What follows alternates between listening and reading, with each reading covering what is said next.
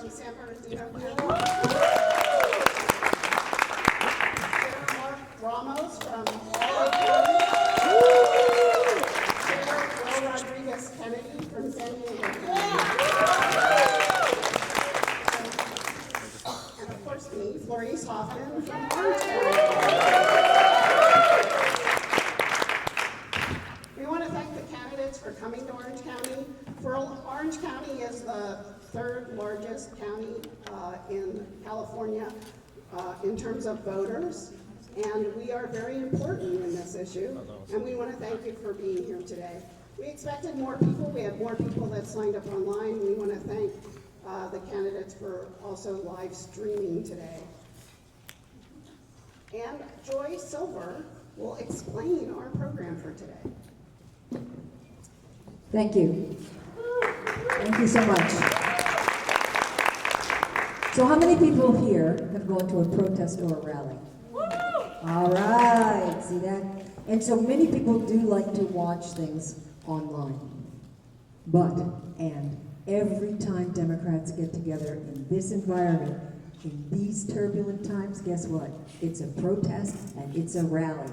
And the more times we do this live, the more energy we give each other.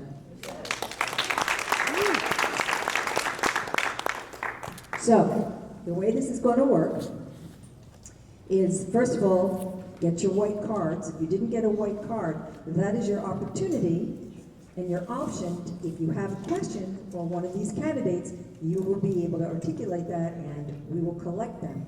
And halfway through the process, there will be card collectors who will garner your cards, and I will put them in an order and see who's asking the same question and kind of organize that moment. Each of the chairs will be asking one question, which each candidate will get a specific amount of time to answer. And then we will close out, and we will have had ourselves a candidate forum for insurance commissioner. So, let's get on with the show. Chair Ramos, question number 1 is you. Thank you, Joy. Good morning, everybody. First off, before I start, get a big round of applause for Florice and her staff for making sure this got organized. This is not easy, especially a statewide race, and Florice and her staff have been just so welcoming and generous to all of us to make sure that we try to reach maximum capacity here today. So thank you, Florice, really appreciate it. Thank you. So, all right, so I get to ask do the candidate introduction. So candidates, you will have 3 minutes to introduce yourself to our audience here present or online. I have an order here, so I am going to start with Senator Ben Allen. You have 3 minutes here to introduce yourself. All right, thank you. Thank you so much. There we are. All right. Good afternoon, everyone. Thank you so much, fellow Democrats, for your commitment to our party during this wild and difficult and dangerous time for American democracy. I'm a lifelong Democrat. I'm a lifelong Californian. I live with my wife and our 2 little kids in the LA area. And a lot of my friends are saying, well, why are you running for insurance commissioner? And the answer goes back to about a year ago last year, when I started getting frantic and frightened text messages and phone calls from constituents, friends, family, folks who were being told they had to evacuate immediately from this impending fire. And the community that I represented diligently for 12 years was up in flames, and so much of our work suddenly had to shift toward helping these people get through this awful, awful tragedy. And it gave me a front row seat to all of the massive challenges associated with the insurance industry and the insurance system, with dysfunction, helping people that were getting nickel and dimed by insurance companies, helping them get through, helping them get their claims paid out. We ended up running legislation on the topic to force the insurance industry to increase payouts in the wake of total loss. In my 12 years in the Senate, I've taken on really tough pro-consumer legislation, taking on hospice reform, taking on the petrochemical interests for plastics waste reduction legislation, taking on the car dealerships on some basic transparency issues. We got the CARS Act passed, which has been called by some of the advocates some of the strongest legislation in that space in the entire country in the last 20 years. I'm a pro-consumer person. I'm fiercely independent of the insurance industry. I'm not taking a dime from them because I think the Californians deserve to know that they have a regulator who's overseeing the system, who is always looking out for them and puts people first. I want to work to stabilize the market without giving companies a blank check. I want to enforce strong post-disaster rules so that families and small businesses can get fair and timely claims after all that I experienced in the Palisades. I'm also going to push for full transparency on things like risk modeling and assured decision-making to make sure that the public knows what's driving costs. I'm proud to have been a consistent clean money champion by the California Clean Money Campaign because I care deeply about transparency and ethics. I'm supported by the California Environmental Voters and the California Federation of Teachers, Senator Adam Schiff, our legislative leadership, and I think nearly 70 members of the legislature and members of Congress. So I'm somebody who has consistently stood up for working people, for working Californians, but I also have a strong track record of getting difficult bills, difficult negotiated bills through the legislature. That's the sort of ethos, that's the kind of hard work, the sort of bird dogging I want to bring to this job, and I want to make sure that we never, ever, that we do the work now to make it so much less likely that we have this kind of terrible tragedy we experienced in LA last year happen around the state. Thank you, sir. All right. Moving on, our next panelist speaking will be Senator Stephen Bradford. Sir, 3 minutes. Thank you. Hello. Thank you, and welcome, and I appreciate you taking your time to be here today to have this discussion with each and every one of us. Again, my name is Steve Bradford, and I am a candidate for State Insurance Commissioner. I've spent the last 26 years of my life as an elected official. First 12 years as on the City of Gardena City Council. After that, 5.5 years in the California State Assembly, and 8 years, which I termed out last year in the California State Senate. And during that period of time, I really came to insurance really by accident. My father sold life insurance, and as a kid when I was growing up. But I ran for Gardena City Council in 1997 because the city of Gardena was on the brink of bankruptcy because they started an ill-advised municipal mutual insurance company. And when I got to the council, the city was $27 million in debt. We had given our employees raises in 5 years. We had bought any rolling stock. And we were, like I say, had no money in the bank. When I left the council 12 years later, we had eliminated that $27 million debt. We had avoided bankruptcy. We had given our employees 3 raises. We had bought new rolling stock. And we did it without laying off a single employee or raising taxes. We did it by working smarter and harder. And that's what I've done as the legislature. As stated, I've spent 14 years in the legislature.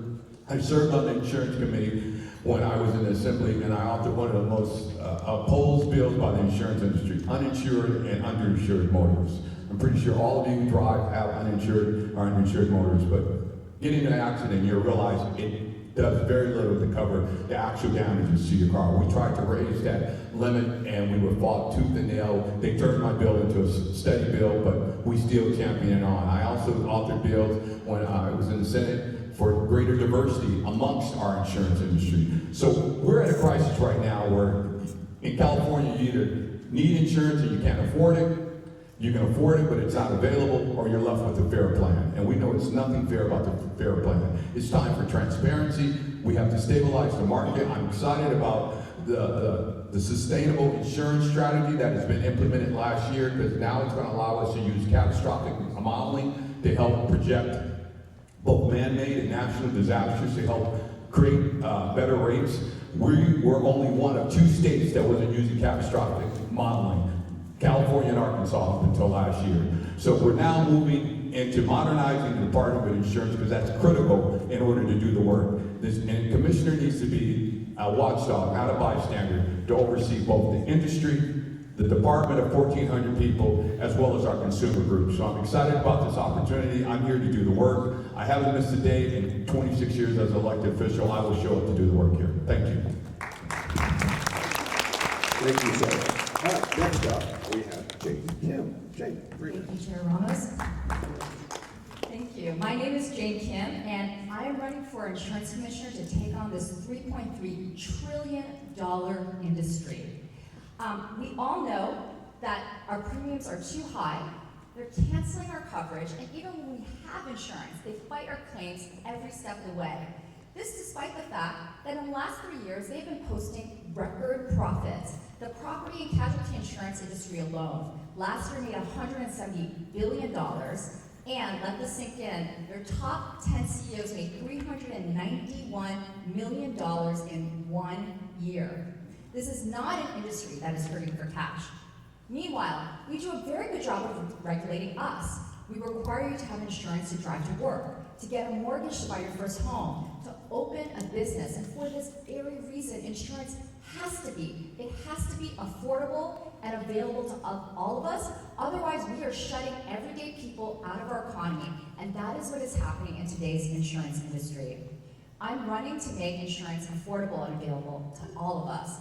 And I'm also pledging to not take a dime from insurance companies, executives, corporate PACs, or fossil fuel. I will lower costs immediately by capping CEO pay and excess profits. We will hold companies accountable for denying and delaying valid coverage and claims. We will also build a real nonprofit public option that all of us can actually afford, that's not going to shareholders and CEOs. And I will fight to guarantee healthcare for every child in California. Now, while this office doesn't oversee healthcare, any candidate running for any office in California can run on a platform of Medicare for Kids, and I will do that. Every child born in California should go home with their name, their birth certificate, and healthcare. And this is affordable, and it's an investment in the next generation of Californians. My entire career, I've been fighting for working families. The last 5 years, I've crisscrossed this entire state, including here in Orange County, San Bernardino, Riverside, Los Angeles, as the California Director of Working Families Party, and as the California Political Director for Bernie 2020. And prior to that, I spent 12 years as an elected official in San Francisco as a member of the Board of Supervisors and School Board, where, together with you, I passed the first $15 minimum wage ordinance in the state, negotiated record levels of affordable housing and middle-income housing, including up to 40% affordable housing in 3 major developments in my district, without ever voting down a development or project in my district.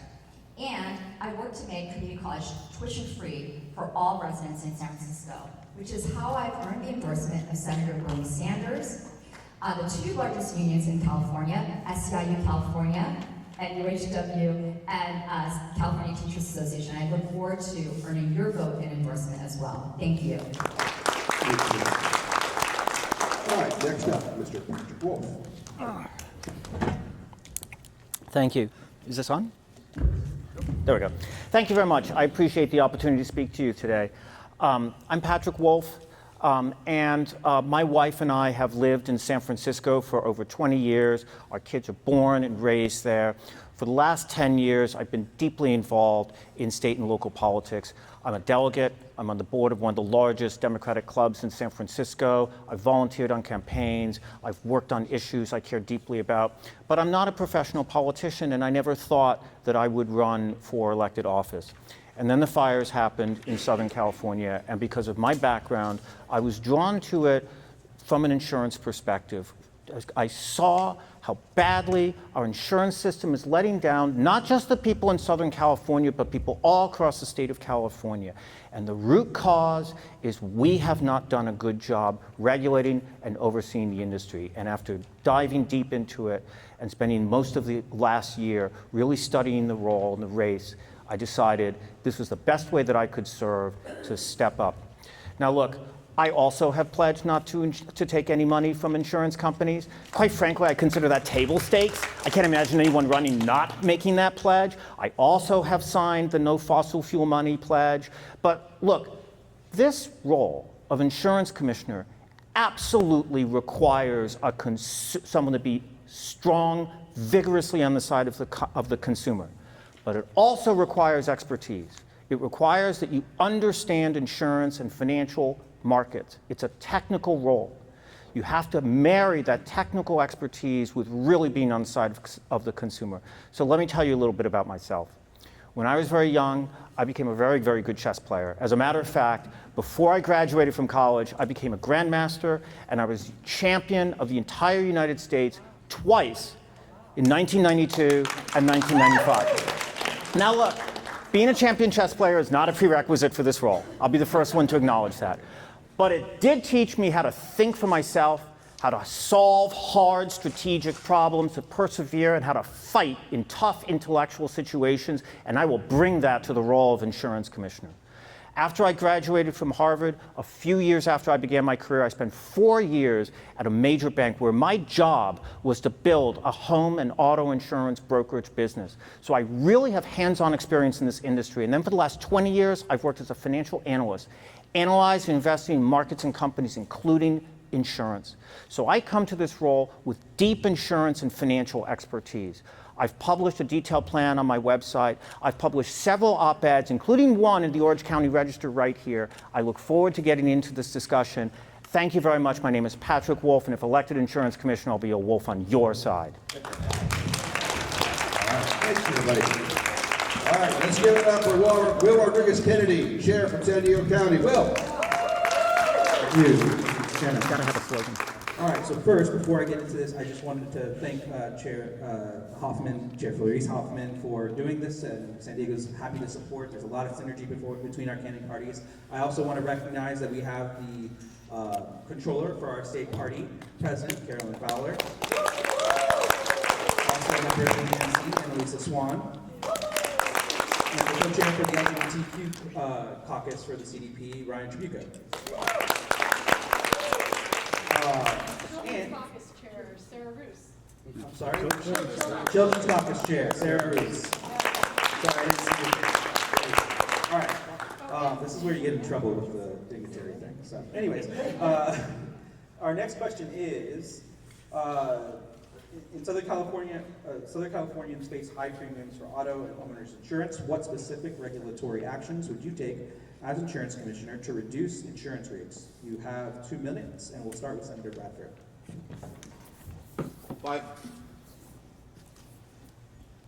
It's no easy answer to this question right here. It's about bringing folks into the room and having negotiations and putting the issue on the table with the insurance companies to incentivize them to reduce rates. I pay more today on a 15-year-old car than I did when I was 19-year-old driving to San Diego, driving a sports car, getting a ticket once a year. So it's about having the data, bringing forth information to make sure that it makes sense, bringing transparency to rates. Rates should be based on profits. It should be based on risk. One of the things that we used to do is reward folks for good driving records. We no longer do that. We used to also reward women for having lower rates. They say that's discriminatory right now, but if the facts show that women are better drivers than men, you should be rewarded for that. But right now, we can't do that in California.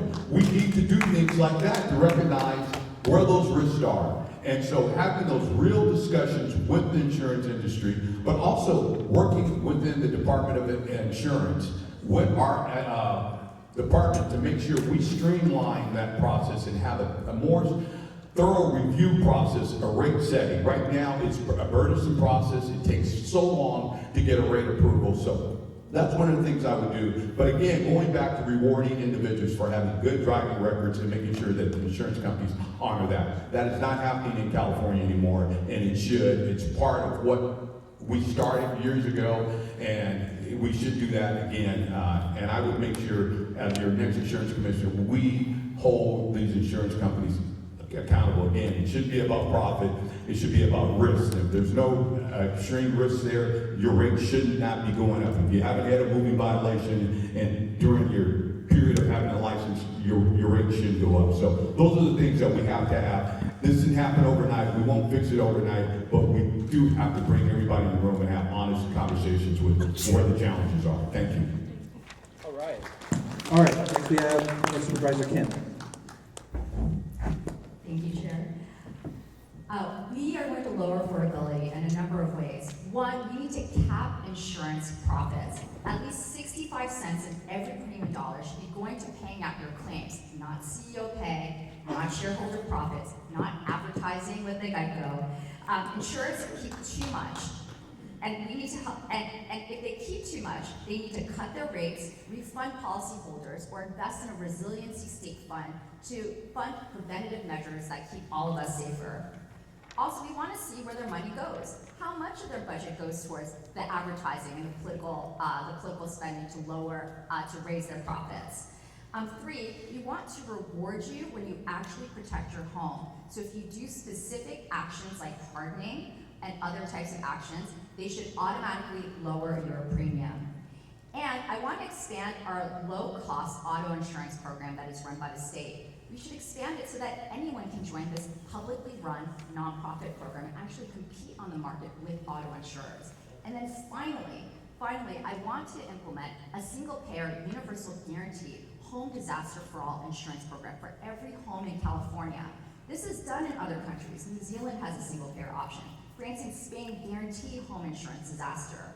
We can lower risk by actually investing a percentage of our premiums and what we make from the stock market in resiliency and preventative measures. What the insurance industry, a profit-driven industry, does is that they reduce their risk by offloading if you want to use a healthcare analogy, their patients that are sick or that pre-existing condition. This is about 1/3 of Californians that live in fire zones. That is how they reduce their risk. As a state, we can reduce our risk by pulling our monies together, investing it, and then keeping those returned, and then investing in preventative measures that make all of us safer.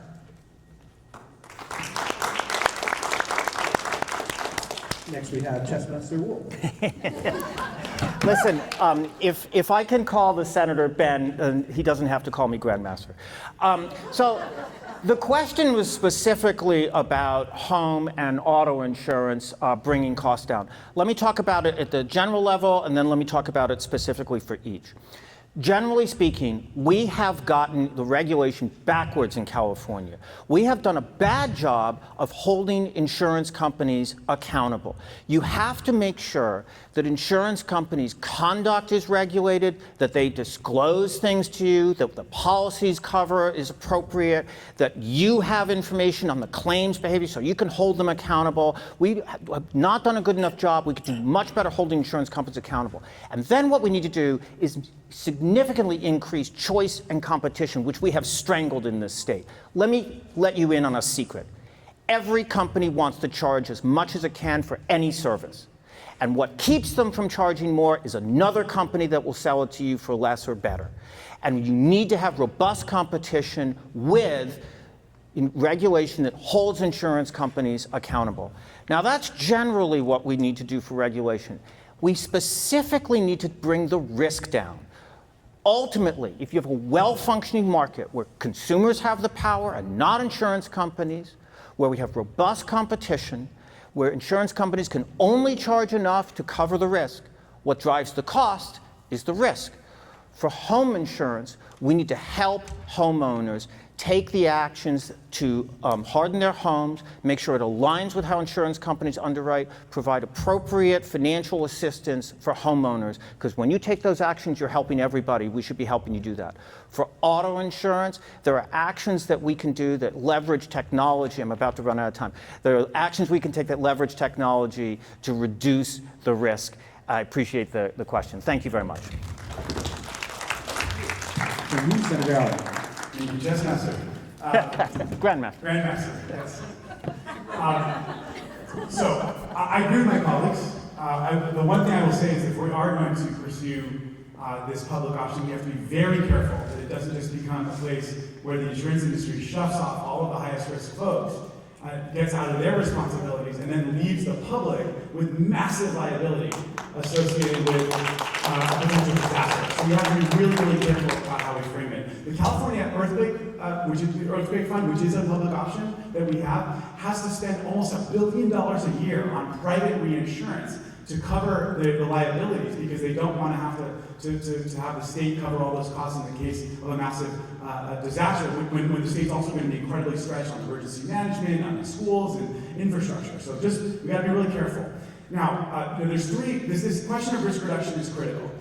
There are 3 major ways that the insurance industry makes money: raising your rates, nickel and diming you and not paying out, or not having incidents in the first place where they have to pay out. Now, what's the better of those three, right? It's obviously trying to pursue policies and practices that are going to make it less likely for us to have terrible disasters. There are ways that we can build communities that are much less susceptible to wildfire risk. Yes, the insurance industry has to be part of the solution. So do the utilities. So do the builders, who all play a role in this. And we need an insurance commissioner who insists that the insurance industry rewards those folks who do the investment, those communities that do the work to reduce their risk with low-cost, affordable, available, robust insurance. That's at the heart of this. And that's why this risk reduction that Patrick was talking about was so important. That's why, though, it's going to take work with the legislature. A lot of the things we're talking about here go beyond the explicit power of the insurance commissioner. We're going to need an insurance commissioner who has deep relationships with the legislature, who doesn't let the legislature run away from this issue, because quite frankly, this is too tough an issue for some of them to want to focus on, and is in their face and working with them to ensure that we do the right thing on this risk reduction work. All right, thank you very much. I will now pass the mic to our county chair from the battleground county of San Bernardino.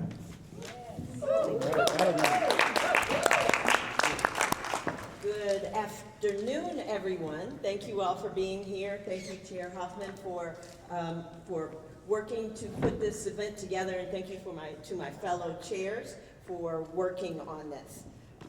My question is, and I'm going to start with Supervisor Kim, okay?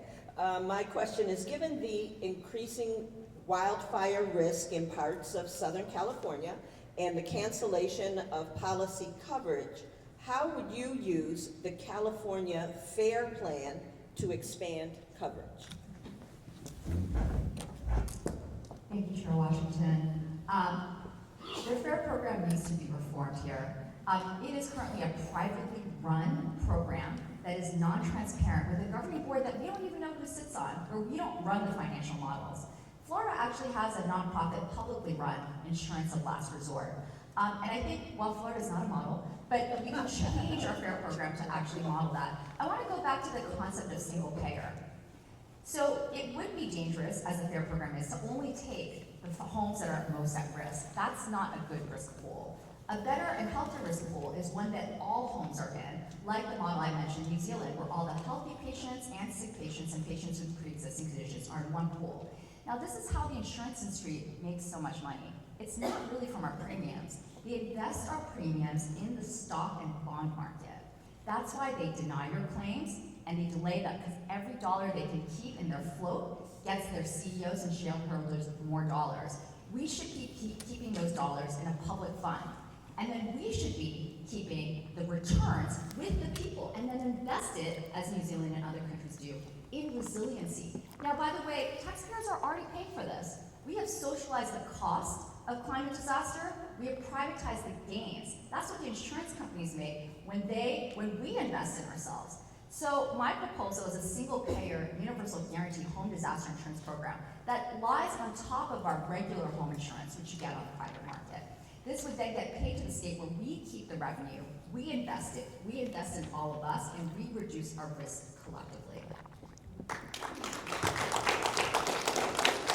Thank you. Next up, Patrick Wood. Thank you very much. I've traveled all around the state, and I don't know anybody who's happy with the FAIR Plan. I've gone to counties where people tell me that half of the people they know are more on the FAIR Plan. I don't want to expand the FAIR Plan, I want to shrink the FAIR Plan. So here's how we fix the FAIR Plan. Number one, we have to fix the regular admitted market. We have to get back to a place where we used to be, where the market actually does function, where we're doing a much better job of regulating the insurance companies. We want lots of choice, lots of competition, so that you get better service at lower cost. Now, we're going to need the FAIR Plan for a period of time. The FAIR Plan was created decades ago. It was never meant to be what it's become. It was always meant to be just a stopgap when you're in between policies. And it's grown so substantially because the market has been in failure. But we're going to need the FAIR Plan for at least another couple of years. So in return for the insurance companies being able to come to California and do business where they're regulated and customers have power, but they're able to make just enough to cover their costs, which times all the people in California is still a good deal. In return for coming to California, they have to invest in the resources in the FAIR Plan so that it has real underwriting and real service. Because anybody who's on the FAIR Plan can tell you they don't know what they're doing in the underwriting, and the service is terrible. And the prices are high, so what's not to love, right? So the insurance companies have got to invest in return for coming into California. And then the third thing is, as the regular market is healing, as the insurance companies are investing in the FAIR Plan, the rates have to be what's called actuarially sound, which is just fancy talk for the rates have to match the risk. That's the only way that it's going to be sound. And listen, if the insurance companies are going bust on the FAIR Plan, we're paying because they're charging people on their plans to pay for it. That's backwards. That's how we fix the FAIR Plan. Thank you. Thank you, Chair Washington. So yes, I mean, and Supervisor Kim's absolutely right about the fact that there's inadequate transparency in the FAIR Plan. It's why we just passed a major bill to dramatically increase the transparency of the leadership of the FAIR Plan just this year. But there's obviously so much more to do.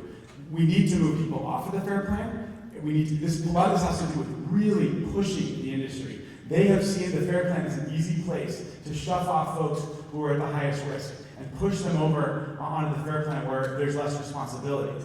So it ends up becoming a higher risk pool that is not working well for people.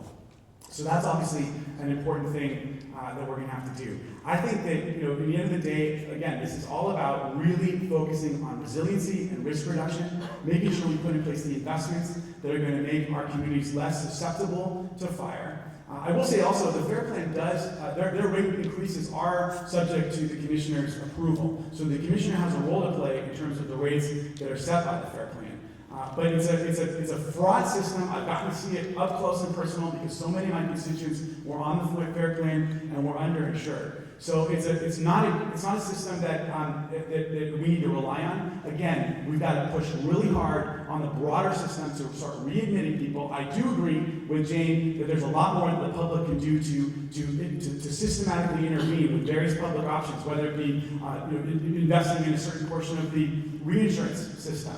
Whether it be trying to expand aspects of the earthquake authority service and at the FAIR Plan as well. So there's some things that the state can do to intervene and be more engaged. But at the end of the day, it's about trying to get people off of the FAIR Plan, back into the admitted market, getting supports from the public. That's why I'm so focused on risk reduction resiliency, passing the big climate bond that's now sending out millions of dollars to help with wildfire risk reduction and healthy forest management. And home hardening, and all of that water infrastructure that our firefighters need. Thank you. Thank you. And I agree with much of what has been said already in regards to the FAIR Plan. We have to stabilize the market first and foremost. It was never designed for 700,000 Californians to be on the FAIR Plan. Many people don't even know how the FAIR Plan came about. It was started in 1968 after the Watts civil unrest in 1965 when African Americans couldn't get insurance in California. That's when the FAIR Plan was started. And now as it's morphed into what it is today, we need better transparency as stated by the supervisor because it's run by insurance individuals on the board. Yes, the commissioner has oversight on rate approvals, but it's a private entity that's overseeing it. One thing I will support, and I'm excited about the fact that Assemblymember Calderon just passed a bill that the governor signed that now allows you to sell bonds to underwrite and help stabilize and finance the FAIR Plan. Right now, they're far overextended on their liability. They're billions of dollars over their capacity to pay, I should say. So now with Assemblymember Calderon's bill, we now can float bonds in order to pay for any of that risk. But again, by stabilizing the market, we now start transitioning people away from this FAIR Plan. By having a competitive market, that's the only way we're going to move folks off the FAIR Plan. It was never designed to be what it is. It was supposed to be the policy of last resort, and for many Californians, it's the policy of only resort. It was never designed for that, so we need to do that. We also, as stated, we need to reward those communities by hardening their homes and recognizing that. We're not doing that, and most of the folks in those rural areas are left with the FAIR Plan. We have something in the state of California and the Department of Insurance called COIN. the community organized investment network. We need to start investing in those communities to harden them and help those communities rebuild so they won't have to go on the FAIR Plan or the plan of last resort. And those funds also could help subsidize that program for folks as well. Thank you. Thank you very much.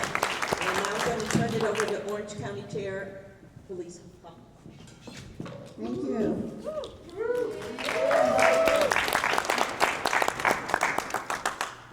My question is, low income and communities of color experience disparities in insurance access and claims outcomes.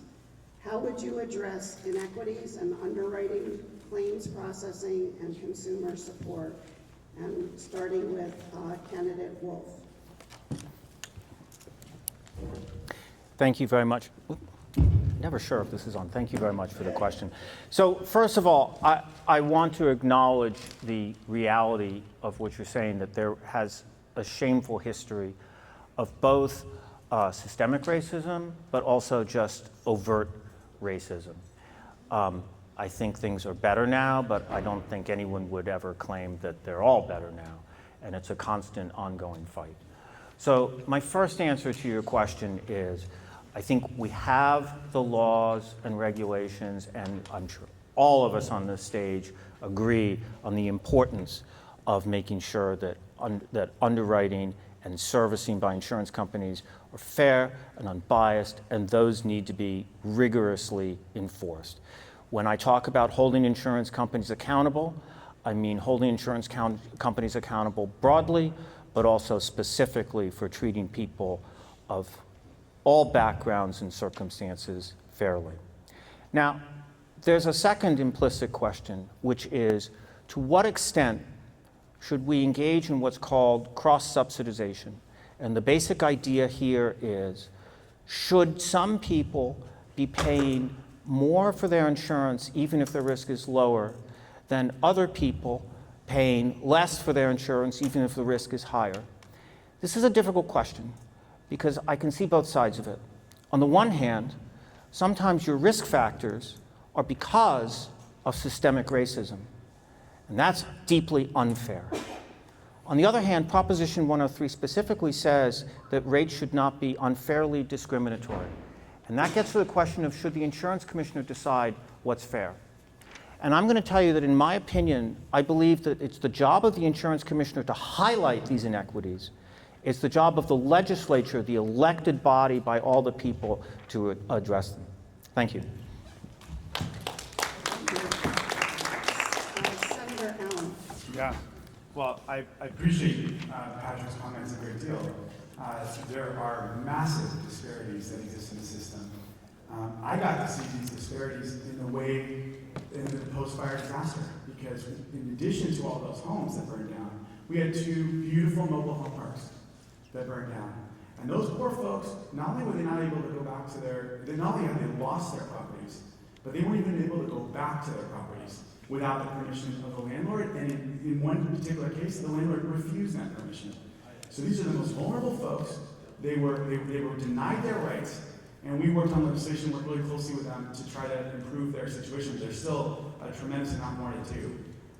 There are some really good laws on the books with regards to discrimination. We no longer allow credit scores, for example, to be used as a determining factor or as an indicator for your insurance rates. There's strict rules prohibiting gender discrimination, racial discrimination, socioeconomic status discrimination. And one of the many things that the insurance commissioner has to do is really police that stuff carefully, take people's concerns really seriously, follow up on them, have a whole enforcement division that focuses on that sort of work. That's critical.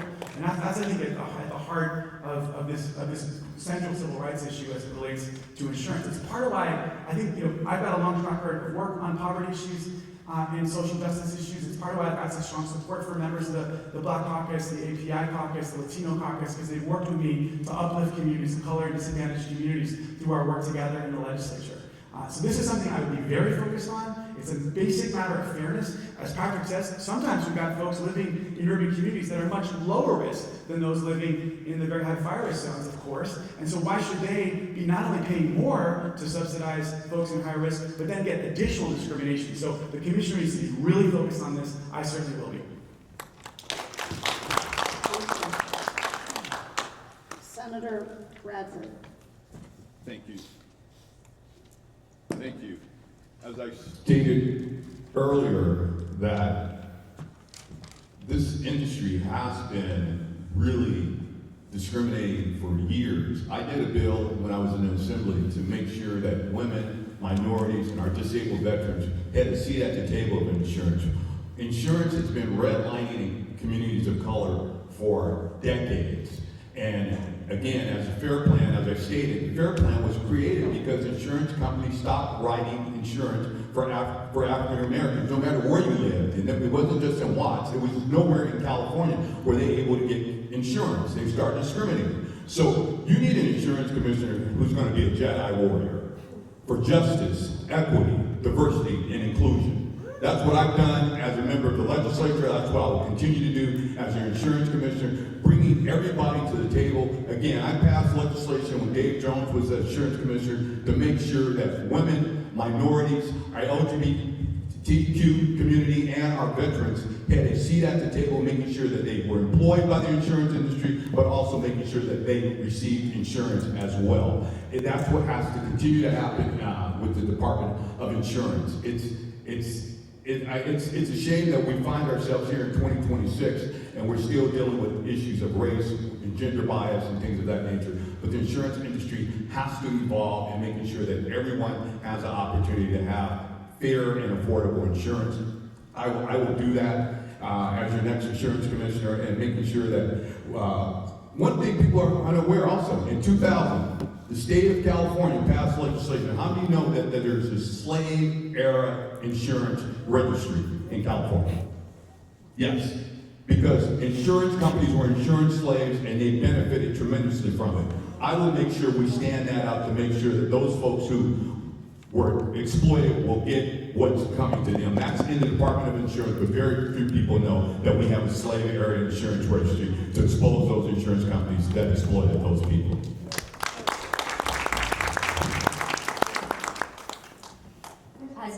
As has been articulated already by this panel, the insurance industry has redlined in our communities for decades. The FAIR program is a civil rights initiative to make sure that insurance was provided in low-income communities and communities of color. Because as I said earlier, insurance must be affordable and available to all. Otherwise, we are shutting people out of our economy and their ability to generate wealth. The insurance industry has a huge say in who gets to build wealth in this country, who gets to buy a home, drive to work, open a small business. The other question asks about how we'll ensure fair and fast claims for everyone. One, we shouldn't punish you because you file a claim. You get insurance in case of an illness, a fire, or a collision. You should not be penalized for them using the very thing that you are paying for. Two, we should get disaster survivors money fast. Instead of having to fill out every fork and t-shirt that you lost, you should be able to get the contents of your home within 2 weeks. Third, we need to make the delay cost insurance companies money. We should require them to pay interest when they take an exceedingly long time to pay back their claims, and when they use an algorithm to make an estimate that is incorrect. They should not only pay the difference, they should pay interest and a fine to reduce that type of behavior in the state. And then finally, we need to develop a consumer bill of rights to make sure that we have a transparent and clear set of guidelines on how we are all treated by the insurers that we give millions of dollars to, that we are building wealth for. And so this is what I plan to do as insurance commissioner. Thank you so much. I'm going to ask our card collectors to start collecting the cards before our last question.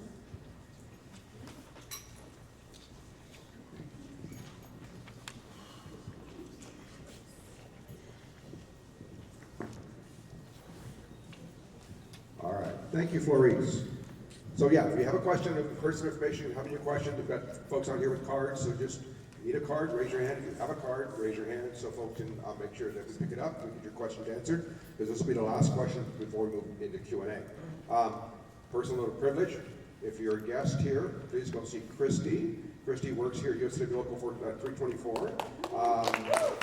She has a really important sign-in sheet. If you can sign that sign-in sheet, USCW is doing a lot of stuff around workforce development, and it helps support the grants, the federal and state grants that and from safety groups that really help support the grants. So please take a moment, sign her sign-in sheet so we can show that the program is working. Thank you. All right, so here is our last question before we move into Q&A. So, panel, many consumers report that they are denied insurance coverage or their coverage is being delayed after a disaster, such as the wildfires in LA County last year or in Northern California a few years ago. As insurance commissioner, what will you do to help consumers get prompt coverage after a disaster? So we have 2 minutes to answer, and we're going to start with Senator Allen. Yeah. Thank you. Thank you so much. Well, so first of all, I just want to, obviously part of this involves some of the things that were just mentioned. The interest issue, we just handled that last year with the legislation that's now addressed that issue. Now, the prompt payouts, that was my bill that I alluded to a little earlier, that forces the industry to now pay a much greater percentage of the contents coverage in the case of total loss in a prompt manner. Because it used to be, as was mentioned, they force everyone to itemize every item in a very quick time, and we're not paying out. So we are addressing a number of these issues in the legislature. But broadly speaking, at the end of the day, I think the insurance commissioner has to deeply engage in this issue and work with the legislature to push for a system that is going to dramatically reduce risk in return for the insurance industry stepping up and really offering people robust, available, affordable insurance. That's on so many different levels. It's the home hardening, the community hardening work that we've been trying to push through the Senate. It's also looking at the FAIR Plan and making sure that developers that are building major new developments in the very high fire risk zones, they should not be allowed to build major new developments in the very high fire risk zones unless they are fully fire resistant. They need to be using all the bells and whistles when they're building this new construction up there, because otherwise, if we're greenlighting this new construction without the most fire resilient work, they are basically freeloading off the rest of us, because that development is going straight out of the FAIR Plan for insurance, and we're all having to subsidize. All of us are having to subsidize for them to make a lot of money off of irresponsible development.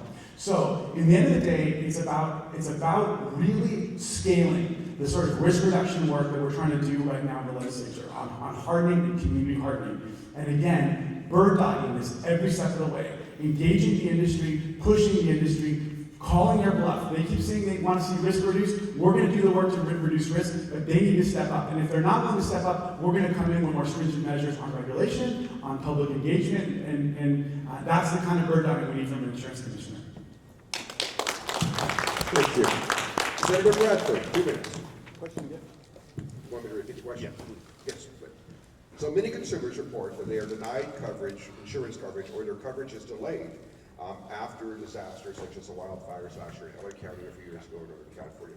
So insurance commissioner, what can you do to make sure these consumers receive prompt coverage after a disaster? Yes, I've heard about the delays that are going on in the department, and internally, the department needs more resources as well.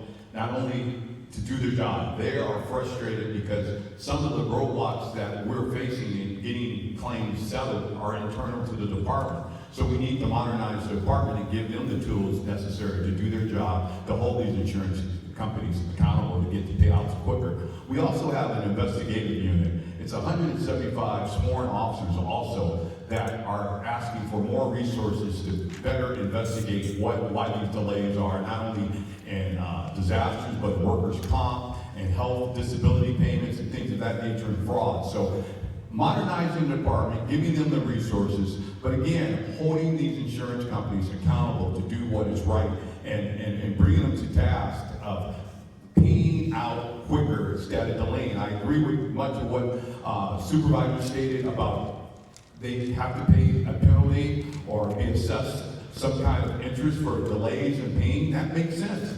When you hit them in the pocketbook, they respond quicker. But again, I've heard internally in the department, they're frustrated as well in the Department of Insurance. They need more resources to investigate and stand up why these insurance companies are delaying and expedite these payments for each and every one of us here in California. So it's going to be a three-pronged approach of working, like I say, internally, externally, and making sure consumers are educated to their rights and understanding how to file a claim and making sure that it's paid in a timely manner. So it's going to require us all to work together in a collective manner. But as an insurance commissioner, I will be a bird dog and a watchdog to make sure that it's all moving in the benefit of consumers overall here in California. So thank you. Thank you. Supervisor Kim, 2 minutes. So, I answered this a bit previously, but to repeat that, we need to make sure that we are not punishing people for using insurance for the very service that we pay them to do. They shouldn't be raising our rates or canceling our coverage because we are filing a claim, something that we expect because of when we pay for insurance. We need to make sure that we get disaster money to survivors fast. It's just not happening. And the stories that you read from our neighbors in the news, we know that claims aren't getting paid. And they constantly lowball us and delay payment because, again, every dollar that they get to keep, or every dollar that they get to keep in the float one day longer, earns their shareholders and their CEOs more cash. We need to penalize this behavior with interest and penalties so that they don't continue this behavior. But finally, a more competitive market with more insurance companies is not going to lower our costs. Because this is what they do. The companies that are losing money raise their premiums. The companies that are making a lot of money keep their premiums high as well. They don't lower it just because they're making more money. More competition is not going to reduce our costs. We need to compete on the market with them. We need a nonprofit, publicly run program that actually provides insurance to everyday Californians. And we're not going to pay CEOs $28 million. We're not going to worry about enriching shareholders or advertising or political spending. That money will be saved and given back to the community, and we'll invest the money that we have pulled together to actually make our communities safer so that we have less risk and less payouts in the future. Thank you. Patrick Wolf, 2 minutes. Thank you. I've talked about some of my plans about empowering customers and holding insurance companies accountable. I agree with, I think the legislature has taken some good steps recently. But I want to answer this question a little bit differently because I really want to drive home how important it is to have the expertise to regulate this market effectively. When I talk to people in Palisades, I'm sure that Ben can say the same thing, I hear over and over again how State Farm is just acting terribly in terms of paying out claims. Let me explain to you why. In 2017, 2018, there were terrible fires, and the insurance companies, it wiped out the cumulative operating profits of the insurance companies going all the way back to 1991, and the insurance companies realized that the risk had gotten greater. And they said, we need to adjust our risk models. And the Department of Insurance didn't allow them to do that. Insurance companies started leaving the state, the FAIR Plan started growing, but one company really stepped forward, State Farm, and they started writing a lot of policies. And the Department of Insurance was happy, even though the market was becoming sicker, they were happy because State Farm was writing all these policies. Well, you know what?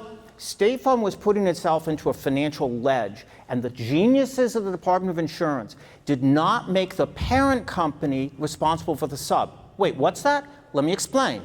State Farm that operates in California is a legal sub. It's a P.O. box somewhere. It's hived off to protect the parent company from losses. The Department of Insurance didn't make the parent company responsible for the losses of the sub. The fires happened. Now what's happening? State Farm is in financial distress. The sub, because the parent's not supporting it. The geniuses of the Department of Insurance. We have an insurance market that's not working for anybody. State Farm is nickel and diming its customers, and they're asking for an emergency rate increase, sticking you with the bill for their mistakes. That is a disaster. It's because they didn't understand how to regulate the insurance markets, but I do, and I will. Thank you. Thank you.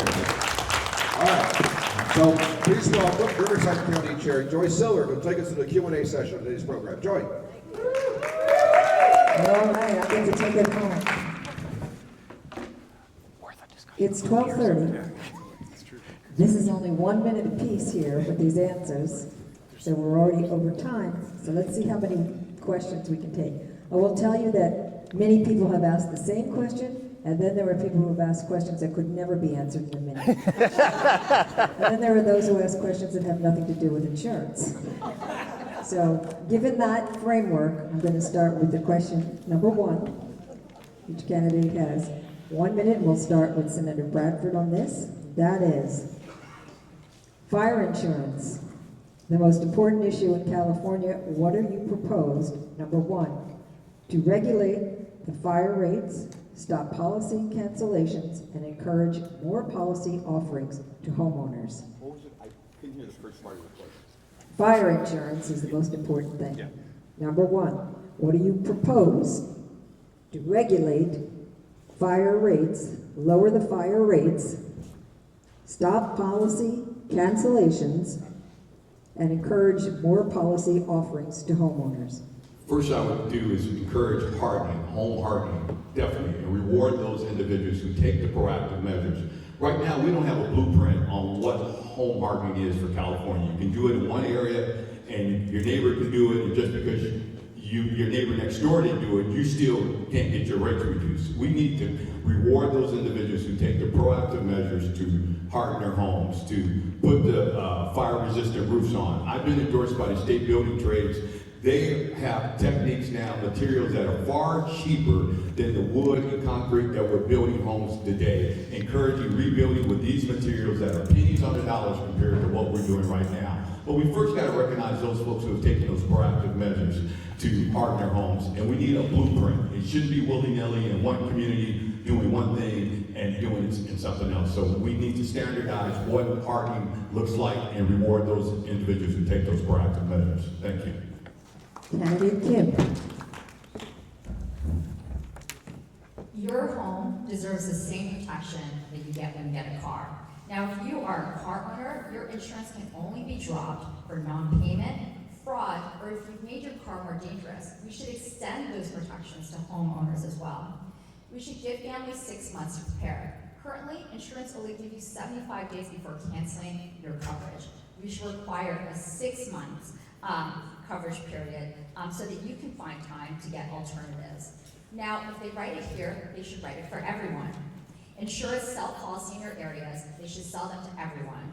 And if they are providing auto insurance, which they'd love to do, they should also provide home insurance as well. It's one of the levers that the insurance commissioner has to fight for Californians. And finally, I'll say it again, we can't just tinker with the system. The current system is a failure. We need to put forward bold and different ideas. A single payer home disaster insurance program for all is a way that we can make sure that everyone is safe and we can reduce our risk collectively. Thank you. Candidate Wolf. Thank you. As I understand the questions around fire insurance and lowering the risk, so I'd like to address that in two ways. First of all, at the home level, and I'm going to echo some of the comments that Senator Bradford made.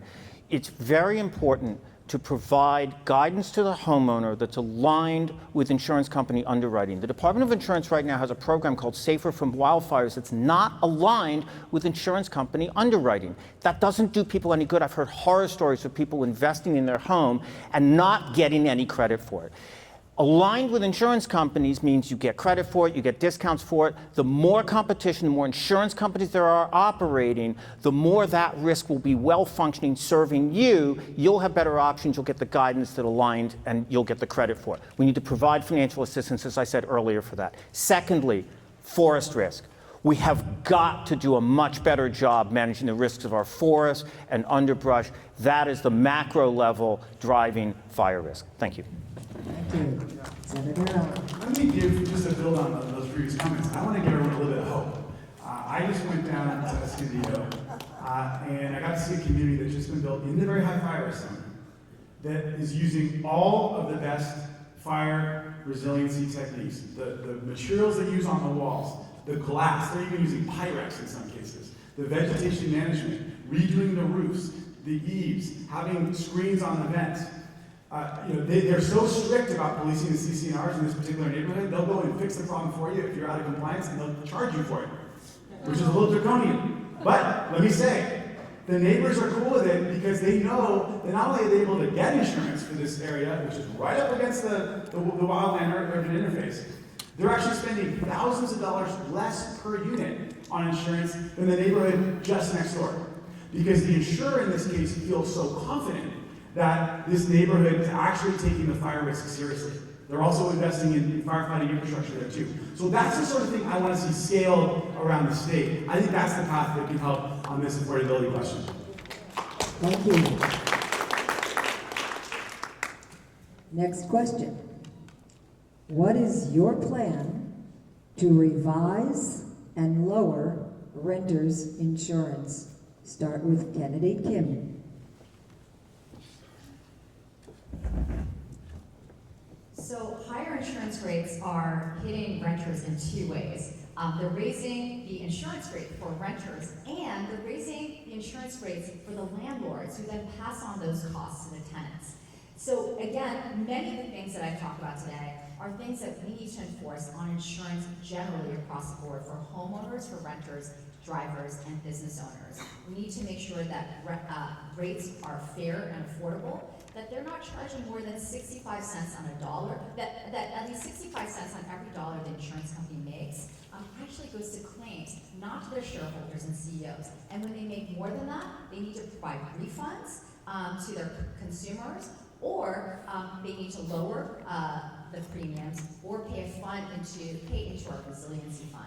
We also need to make sure that we're actually enforcing existing laws to make sure that credit scores aren't being utilized in evaluating your premium scores. And then finally, we have to assess severe penalties and interest rates when insurers aren't providing the services they claim to procure your business for. Thank you.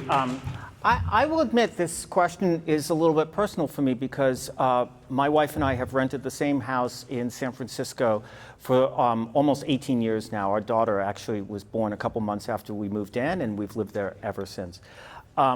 It really does, making renters insurance work really does come down to the same points I've been talking about before. We have to hold the insurance companies accountable with smart regulation, and we have to make it much easier for insurance companies to be able to provide competitive quotes in the marketplace. The more options that you have, the better off you are, so long as the insurance companies are being held accountable and that you know that they are never deceiving you on what's being covered, that they are never allowed to not pay out in claims if you lose contents, that you're being reimbursed quickly. But it really does come down to the same ideas. Thank you. Thank you.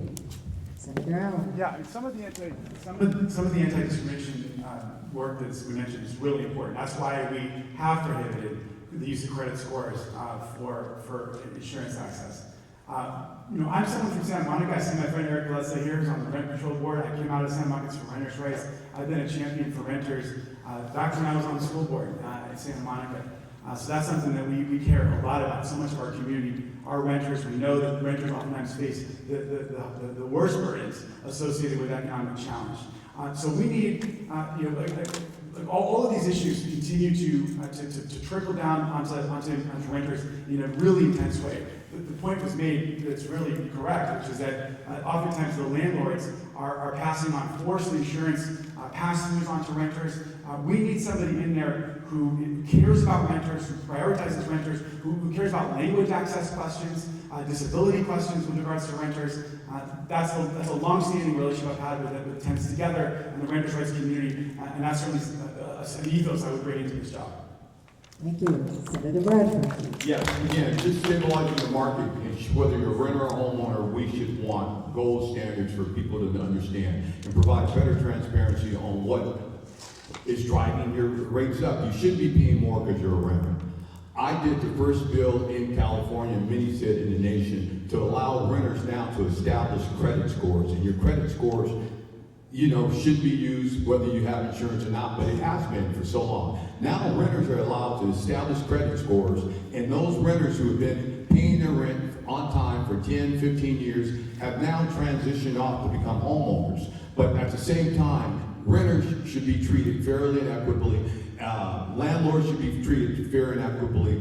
they should be charged any higher rate than a homeowner. So we have to ask for, again, greater transparency and standing up to industry. And again, I will say this again, the Department of Insurance, they want to be the watchdog. They just need the tools to make sure that they can monitor and make sure that these insurance companies are doing what is right. So I would reinforce that as well internally. Thank you. We're coming into the home stretch now. We're going to start with candidate Wolf. Can the insurance commissioner cap CEO pay and how? I wish I could. It's not a power that the insurance commissioner has. That's just the truth. We have seen CEO pay explode over the last several decades. We have seen wealth and income inequality explode over the last several decades. I fundamentally believe it is one of the most important issues of our time. But you have to know what your sphere of influence is, and you have to know what your responsibilities are. The insurance commissioner is not the czar. The insurance commissioner can't fix everything that's wrong. What the insurance commissioner can do is shine a spotlight on any issues that are problematic, whether it's company behavior or CEO pay or anything else. But you want the insurance commissioner making the insurance markets work for you and not going off on other issues that they want to do for their own political benefit. Thank you. Cinderella. Yeah, so it's true, it's not within the purview of the commissioner. The one thing I think that the commissioner does have the power to do, when they're doing the rate review process, they're looking at the business model. And it's part of the job of the insurance commissioner is to say to the insurers, look, you want a rate increase based on your arguments about your profitability, your solvency, your ability to work in the state. And when they are out there reporting these massive profits and then compensating their top executives and shareholders in the way they are, that certainly does beg the question about whether these rate increases are justified, especially when the rate increases that are proposed are of the size that have been mentioned. So I think that's ultimately the work of the insurance commissioner when it comes to these massive disparity questions and this gross profit question, is to really interrogate their arguments, really interrogate their suppositions and the data that they're putting forward, and really hold the line on rate increases. Thank you. Senator Bradley. Yes, I agree. We no more can control what a CEO of an insurance company can get paid versus a doctor or actor or anyone else in president of a bank. That's not in our purview, but what we can do as insurance commissioner is be that watchdog, be that bully pulpit to shine a light on the gross profits that are being made, and again, ask them to justify why this kind of money is being earned when people are suffering. So we have to be that bully pulpit. We have to shine a light, and we have to be a advocate for fairness and transparency. And that's what I'm going to lean on, transparency, because so many of us are in the dark as it relates to insurance companies. You know, again, why rates are going up. You got to show some clear transparency. It should be based on rates, risks, not profits, and show the profits. I'm pretty sure the consumers would be appalled if they realized the profits that these insurance companies are made. So we have to be the bully pulpit and shine a light on what's going on. Thank you. Candidate Kim. As I mentioned earlier, 10 individuals last year made $391 million. They were insurance CEOs, and those dollars came from us. There are things that the insurance commissioner can do. We can cap excessive insurance profits and CEO pay by demanding that at least 65 cents of every dollar that we give them in premiums goes to actually paying out risks, not CEO bonuses, not advertising, not shareholder wealth. Insurance that are keeping too much will have to cut rates, refund pay holders, or fund resiliency efforts. And second, we can demand that they show us where their money goes. How much of our rates actually go to the CEO or to their Super Bowl ads? And then finally, I should mention that far from the myth that they're actually putting out there that they're losing money, they're posting record profits, only 6% of their expenditures actually go to wildfires. They want us to believe that they're losing money because risk is good for their business. Is how they convince us to pay higher premiums, which is why we should compete on the market with a nonprofit public program. This will be our final question, and it's not an easy question, especially because everybody's competing for your vote. But before we get to that question, I just want to say that the county chairs, we're kind of running a coalition of county chairs, and what you're seeing here and in other forums are the county chairs organizing together to, especially for those candidates that we all share on all of our borders, because we have to create the strategy between the counties. Many of you know that's where we lose some of our elections. So this time, not this time, and not on our watch.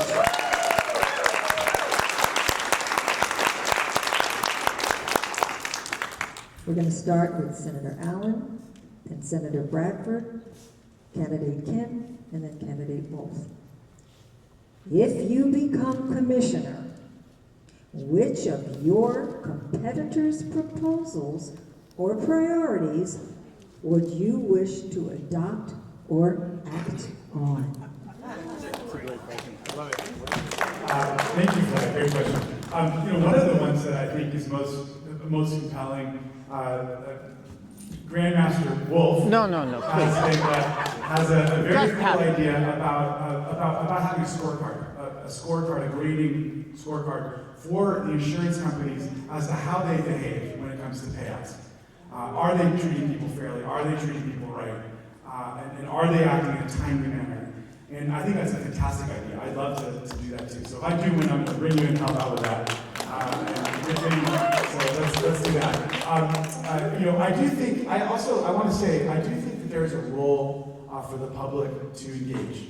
I think there are some ways that we can incisively intervene in the market to help smooth over some of the massive rigidities and dysfunction that exists. I think we have to do it in a way that protects the public. As a senator, I care so much about our healthcare budget and our education budget and a lot of other things, but I do think that there are some ways that we can get more aggressive in terms of state intervention to help smooth over the market and make it work better for people.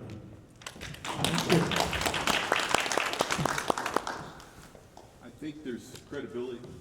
I think there's credibility in everything that all of the candidates have stated here, because one size won't fix all. And for us to believe that this is one solution to this, it's not. So I think it's a little bit of everything that the candidates have offered that I would try to incorporate. Again, greater transparency, looking at profits, reinvesting in our communities, using those money. Again, standing up the COIN agency within the Department of Insurance. Many folks don't know COIN exists. Again, California Organized Investment Network, similar to CRA, to invest in those underserved communities, utilizing those tools, having a better understanding of the power of the insurance commissioner, but at the same time, incorporating, as we stated, community input, business input, to fix this market. So it's a lot of good suggestions that have been made. Again, one size doesn't fit all. It didn't happen overnight. It's going to take a collaborative effort to fix this. So I'm going to be willing to embrace a little bit of everything that I've heard here today. Thank you. I, for one, am really happy that we have such an energetic and activated pool of candidates that is running for this really important office. This under-the-radar office has been very under-leveraged. It could be a bold platform to fight for working families. And that is what I'm excited about hearing all of these ideas. We all want to better regulate this industry because we all feel the pain of these expensive premiums, these delayed and denied claims, and the canceled coverage. And so I think everyone on the stage is bringing that energy. I do like an idea that I heard at a different earlier forum today that Patrick Wolf brought up, which is about thinking about combining the California Department of Managed Healthcare Plans and the Department of Insurance. Healthcare insurance, home insurance, auto insurance, all follow very similar formulas. And we need to make sure that we have an independent elected advocate that you can hold accountable, to making sure that it is affordable and available to all of us. Thank you. Well, I'm very honored to be name-checked by the people both on my left and my right, so thank you. Senator Allen actually has co-sponsored 2 bills with Senator Perez. It's very early days. There's much work to be done to actually flesh them out, but I think they're both interesting. So I definitely want to give a shout out to that. I also want to say that the role of insurance commissioner, right? The insurance commissioner hires a team to work for that person. And one of the most important roles is a senior legislative liaison. And I think Senator Allen would be fantastic in that role. And so I commit to you that if I am the next insurance commissioner, I will ask Senator Allen to speak with me about that role, because I think that would be terrific. And I also want to say, I want to give a shout out to Jane, what she said. That I think all of us on this platform are really energetic and passionate. I think we're all being well served, and I think we're being very well served by this forum. And thank you so much for it.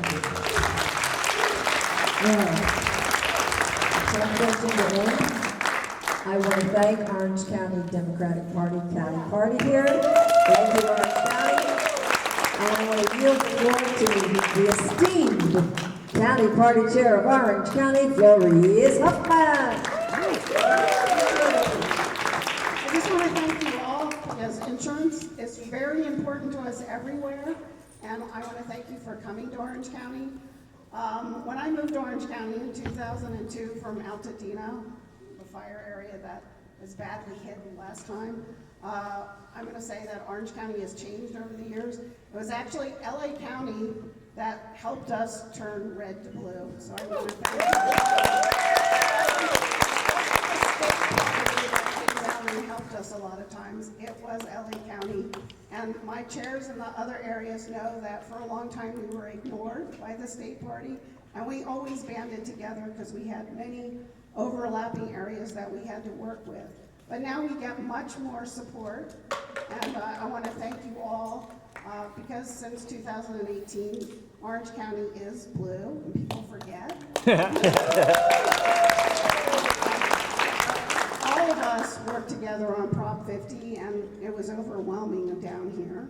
And we're going to work together in June, and we're going to have a very democratic Board of Supervisors.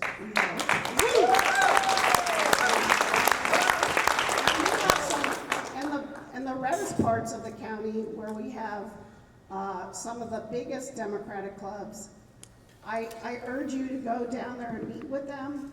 The South County women have over 1,000 members. Yes, they do. And the Canyon women have, Canyon Democrats also have close to 1,000. And Laguna Woods also, and they also have issues of insurance. And they come out and vote. They also are on the streets fighting ICE almost every week because immigration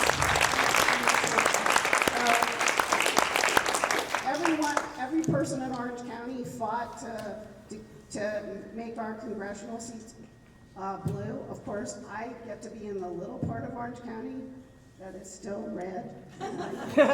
Share that with Riverside County. So, but we're still working on it. Anyway, so thank you all for being here today. It was very informative. I think a lot of people, when I said insurance commissioner, they were like, what? But I think every one of us pays insurance, and whether you're a renter or a homeowner or a car, and we thank you so much for being here today. I also want to thank Stephanie and Denise for both here, and all the interns. And I have two of my officers here, Lauren Johnson Norris, who's our executive officer. We saw a couple electeds. We have Shana Charles from Fullerton. Yay! From Seal. What? You're on something in you're on Hollywood. Okay. And I saw a couple, but I think they're going. Leafing. Preston. He's over here. Okay. I won't remember them all, so I'll just do badly how it was before. So, there are candidates in the room too, and thank you all attending, and thank the UFCW always.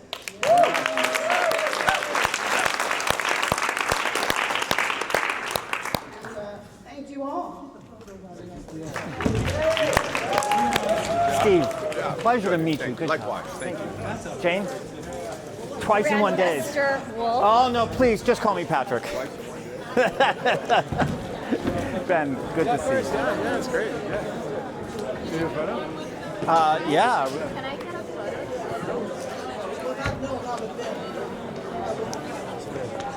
Interspersed with Come on in. Got to squeeze us all in here. I was going to brag about being second grade checkers champion, but we got to bring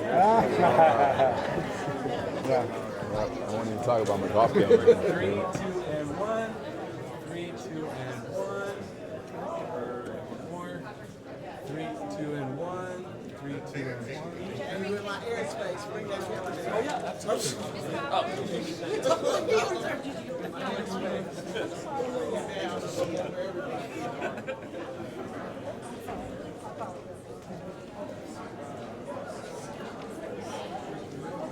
Never have insurance commissioners been so popular. I know, right? Exactly. You made it popular. That's right. It's a sleeper race. Never have so many photographs been taken. And I went to your left, to your left, to your left, to the left. I want to move to your left, to your left. Are we good?